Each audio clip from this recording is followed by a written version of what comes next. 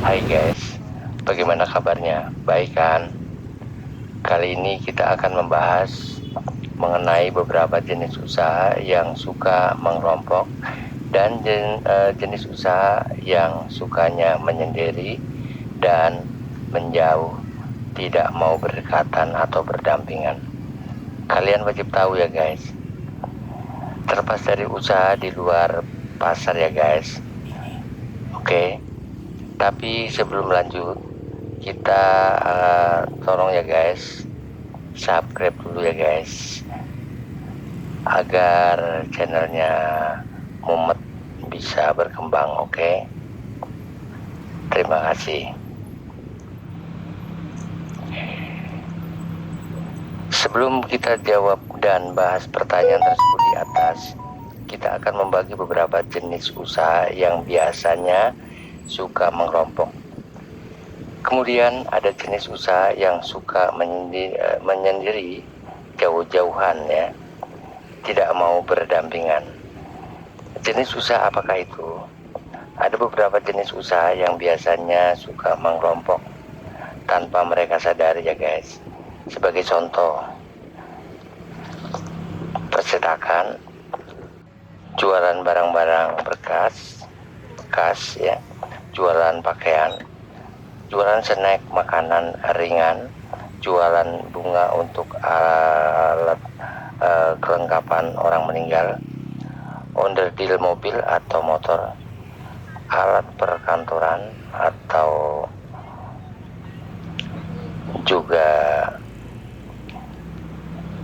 alat-alat listrik, alat pertukangan, dan barang-barang elektronik. Itu adalah sebagai contohnya ya guys. Kemudian untuk usaha di bidang jasa seperti tukang jahit pakaian, tukang ojek pangkalan, tukang beca, tukang baje, tukang moped, tukang sol sepatu, dan masih banyak yang lainnya.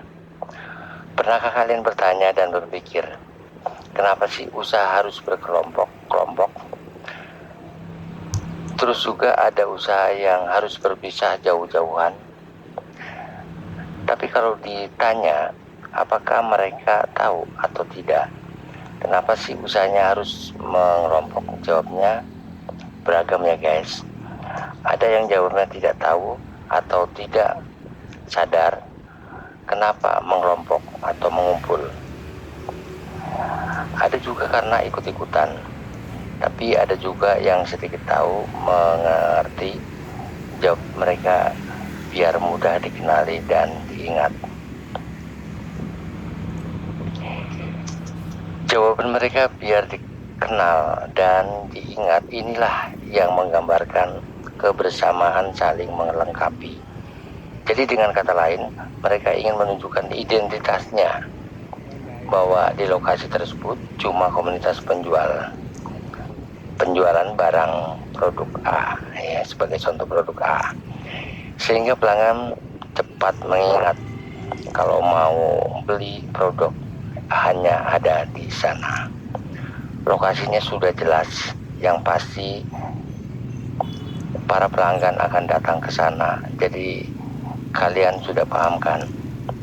Oke, bagaimana dengan kalian ya guys? Apakah ingin ikut terjun di dunia usaha seperti itu? Silakan, bisa bergabung dengan usahanya mereka. Itu lebih baik juga, nggak apa-apa. Oke, ada pertanyaan ya guys, apakah usaha mereka merasa tersaingi? Jawabnya mereka tidak. Rezeki tidak akan kemana-mana dan tidak akan tertukar. Jika jawabnya seperti itu, berarti benar-benar bahwa rezeki sudah ada yang mengatur, yaitu yang di atas sana, Tuhan. Nah, bagaimana jika barang-barangnya tidak laku? Jawab mereka, resiko. Disinilah letak ujian kesabaran pedagang yang mengelompok. Kesabarannya diuji, sangat diuji. Artinya, Kepasrahan dan kesabaran akan menimbulkan kesadaran dan ketabahan dalam bidang usaha, sehingga sudah terbiasa dengan mental-mental seperti ini. Sudah terbiasa dalam usaha ya. Kalau tidak untung, ya rugi.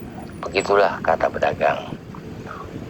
Mungkin kalau tidak hari ini, ya besok atau lusa. Rezeki tidak bisa ditebak, tergantung hoki. Oke guys, sehingga yang usahanya mengelompok tidak akan merasa tersaingi. Terus bagaimana mendapatkan pembeli yang setia di situ? Caranya ialah seperti biasa, yaitu pertama, mendisplaynya seperti produk seperti biasa, ditata serapi mungkin dan semenarik mungkin. Si penjual biasanya posisi berdiri di depan, siap menyambut kedatangan pelanggan, menyapa seramah mungkin apa yang dibutuhkan pelanggan. Mereka pasti akan segera melayani sesegera mungkin agar si pelanggan dihargai untuk membeli produknya. Mereka menawarkan produk dagangannya, dagangan mereka yang paling baik dari yang lain dan termurah, sehingga pelanggan akan merasa nyaman lalu membelinya ya. Oke. Yang lebih terang agar lampunya lebih terang agar terlihat seperti lebih menarik. Oke. Jika malam tiba itu ya, lampu terang. Oke. Nah, itulah cara khas mereka untuk mendapatkan pelanggan.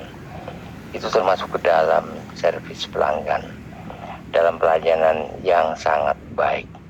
Biasanya para pedagang di situ sudah paham dengan kondisi tempat dagangannya, sehingga sudah antisipasi jauh-jauh hari, di mana hari yang ramai pembeli dan sepi. Jadi mereka paham. Demikianlah guys tentang usaha dalam perkelompokan.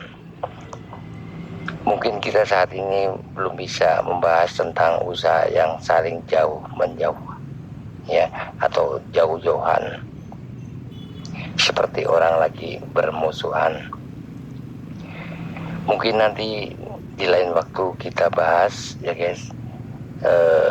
Sekian dulu ya guys, mudah-mudahan videonya bermanfaat. Bila tidak ya abaikan saja ya guys. Oke, terima kasih ya guys. Selamat, sampai jumpa lagi di lain waktu. Terima kasih.